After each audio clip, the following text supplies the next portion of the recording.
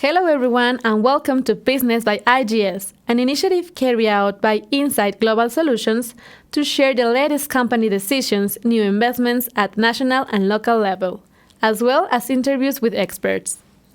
Breaks India bets on Aguascalientes. Get ready for some exciting news. The automotive and rail supplier Breaks India Limited will invest $70 million in a productive plant. This facility promises 700 new jobs and will focus on casting of iron parts. This smelter will be built in 2 plants and in 2 phases. This is the second investment from India to arrive in Aguascalientes in the last 4 months. The little giant of Mexico is doing it right. New Taxan plant inaugurated in San Luis Potosí. With an investment of $40 million, the Japanese company Taxan, part of Kaga Electronics, inaugurated its new plant located in the Millennium Industrial Park in San Luis Potosí. This expansion of the company will create 500 new jobs, bringing the total number of jobs to 1,500. This facility will be dedicated to the manufacture of electronic cards. Coahuila is unstoppable. Chinese company announces huge investment in this state. Eagle Rise Net Electric will invest nearly $197 million on a brand new plant in the municipality of Ramos Arizpe, and it will bring 700 new jobs. This facility will produce electronic and electrical components for electric vehicles. It is important to highlight that this plant will be the company's first in North America. Kudos to Coahuila. Insight Global Solutions shares the latest business information so you can prepare your next move. Welcome to Business by IGS. My name is Valeria Diaz, Junior Associate at IGS, and I am joined by Raúl Anderos, founder and CEO of IGS, and Manuel Ando, Director of Infrastructure and Administration at Mint Mexico Coatings. Welcome, Raúl and Manuel. Thank you. Thank you. Remember that you can tune in to this podcast on Spotify or Apple Podcasts, as well as send any questions you may have from this talk or doubts about investing in Aguascalientes to contact@insightgs.com. I will now present a biographical sketch of our guest. Manuel Ando Camacho is a mechanical and electrical engineer from Tec de Monterrey campus, Mexico City. He also holds a master's degree in quality and productivity, as well as a master's degree in administration, both from Tec de Monterrey campus, Aguascalientes. His professional experience includes positions as maintenance manager at Valvoline Lubricants, mechanical design manager at Fanuc Robotics Mexico, engineering and maintenance manager at Gestam Toluca, plant manager at Mint Mexico, vice president at TK Mint, Director of Sales and Director of Infrastructure and Administration at Mint Mexico Coatings. He has also participated in several panels and conferences on manufacturing, China-Mexico business relationship, as well as supplier development. Thank you for accepting this invitation, Manuel. Welcome again. Thank you for the invitation. And now, Manuel, taking advantage of all the experience you have in the administrative and maintenance and engineering areas, we would like to ask you a series of questions. For starters, as this second episode of this podcast focuses on the industrial ecosystem, in your experience, do Aguascalientes and the Bajio region have industrial suppliers with high quality standards? The answer is yes. That is the key of the development of the area. Of course, the base of the suppliers that has a high quality, and it's not just because they say they have a high quality. They have a certification from ISO, for example, or TS, recommend the area and recommend the supplier base. So, of course, the supplier that are installed locally in Aguascalientes and the Bajio region are suppliers that have a high quality levels and fulfill the requirements of the customers. And of course, as Aguascalientes has a lot of background, many decades ago being in the automotive industry, I guess it's a little bit easier to find this kind of suppliers, right? Correct. But it's not just because of the automotive manufacturing. It's also because something that the automotive industry bring into our country is the standardization. So many people that doesn't belong to the automotive industry is following the steps of the automotive industries because they make a standard. So all the companies that are coming into Mexico, they are looking for something that is a standard all over the world. So that is what they are looking. Yeah, the philosophy is coming all the way along. Correct. Into different industries. Correct. So even if you are producing shoes or uniforms or something different that is not direct related with the production of automotive, they are looking that you are certified. Mm-hmm. So yeah, there's a high quality supplier base. Okay. And depending on the supplier's expertise, have you detected advanced technology companies in the region? That is a good question. There is some specific products. I mean, the technology is related with the products. So some of the products that are produced in the area require high technology. That doesn't mean that the product is a high technology product. Mm-hmm. So that's two different things. If we produce high technology products, or if we use high technology in some of our manufacturing systems. So I will answer your question from the side that if we use high technology on our manufacturing products, I will say we use the standard all over the world. It's not the high tech, it's the standard technology that all over the world use it. Okay. Now, before the nearshoring phenomenon, Mint has bet on Aguascalientes, or many other companies have bet on Aguascalientes and continue to do so with the expansions that these companies have made recently. What's the decisive factor for these companies to settle in the state at a first stage, and also with these announcements of their expansions? Okay. Well, the nearshoring is, and it's something that I have a not discussion, but a different point of view with the other people. The nearshoring in Mexico has been doing this for years. It's not something from the last year. I mean, nearshoring to Mexico is coming, I will say, for 1980s, around. So Aguascalientes received Nissan around those days. So this nearshoring process has been well adapted into the Aguascalientes environment. And that is something that was very attractive when the company arrives. All the circumstances around, all the people, even the thinking of the general culture in the city are focused on that, to receive foreign investment. So that makes it very easy to adopt a new company that is coming into the town. It's not something weird. So there is other locations in Mexico that when you are bringing somebody from foreigner, there is a crash cultural thing because they are not get used to see foreigners even in the supermarket. So this is small things that add into the decision to come to Aguascalientes. Talking about the business decision making, one is the location of the state.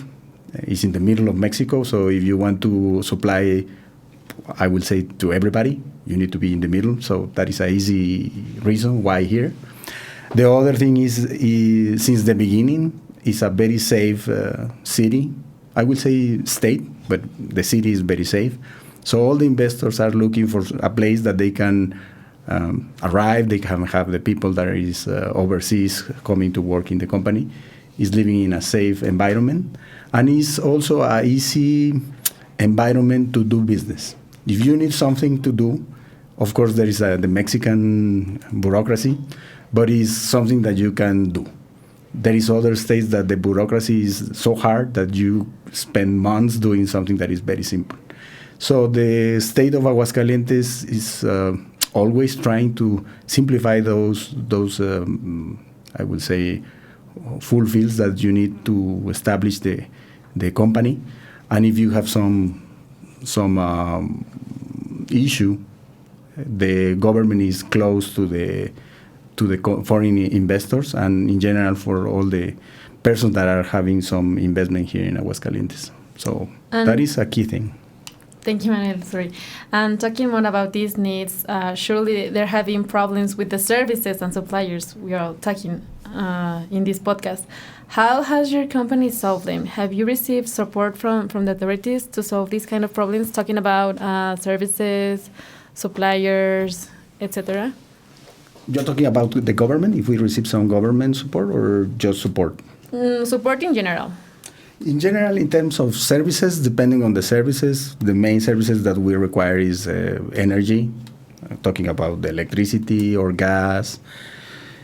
Normally, we receive a support from CFE or natural gas company, so they support our operation.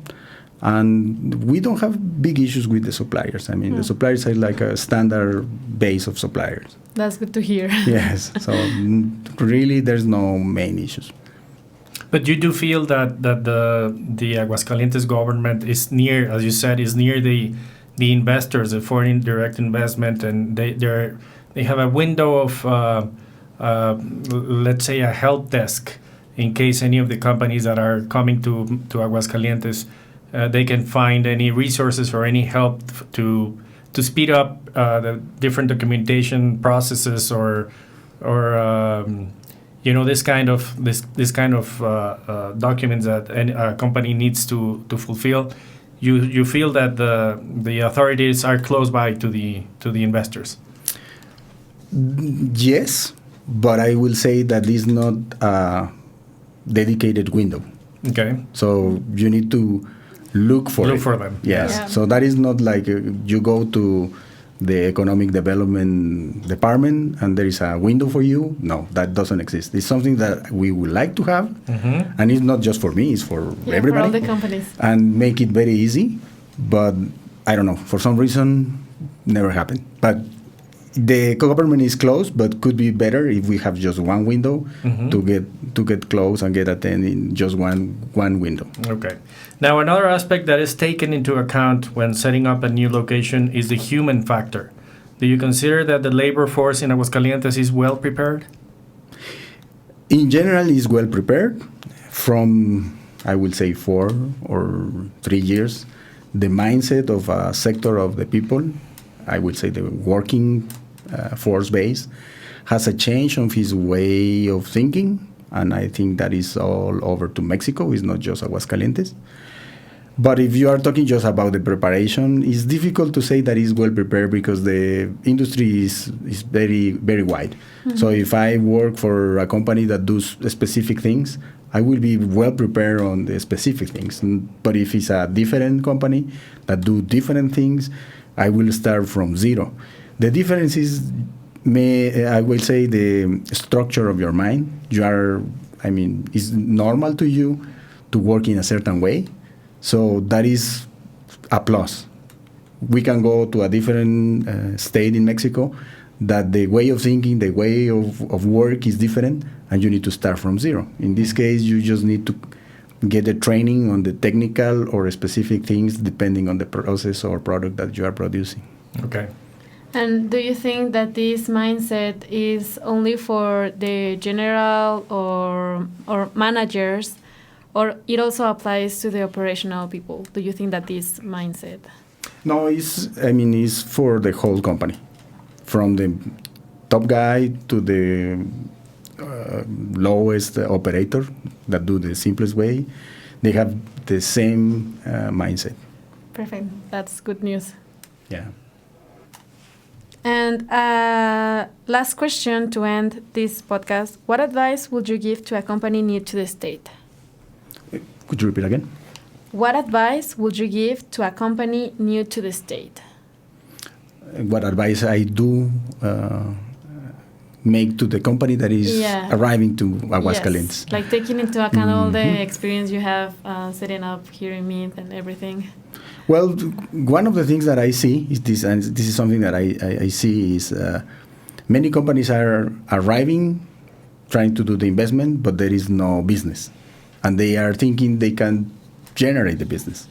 So I strongly suggest to the people that is hearing right now, first get the business, and then the other thing comes later. So don't do it in the other way. Otherwise, you start doing something wrong. I mean, you will be desperate because you are not selling your product. You don't have customers. So that is getting more complications that you will have. When you establish a greenfield, you have complications anyway. But if you don't have the market, that is becoming an additional issue. So my advice is first you get the project, you get the sales.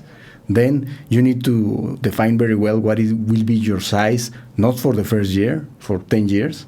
Mm-hmm. So you can decide if I buy the land, if I rent a warehouse, if I do, or if I import the things, how many people I will hire, how many machinery I will import. So you need to do a very serious, I will not say well done, but I will say serious business case.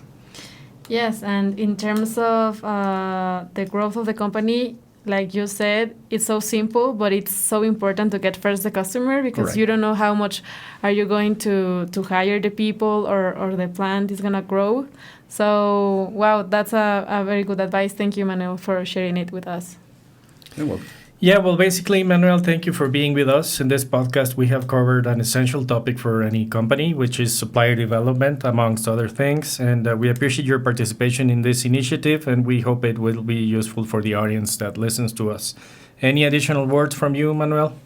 No, thank you for the invitation, and I hope this little chat helps somebody to have a decision. And this is a good strategy, because any people that is planning to invest here, he can have a very clear picture of what he needs to do.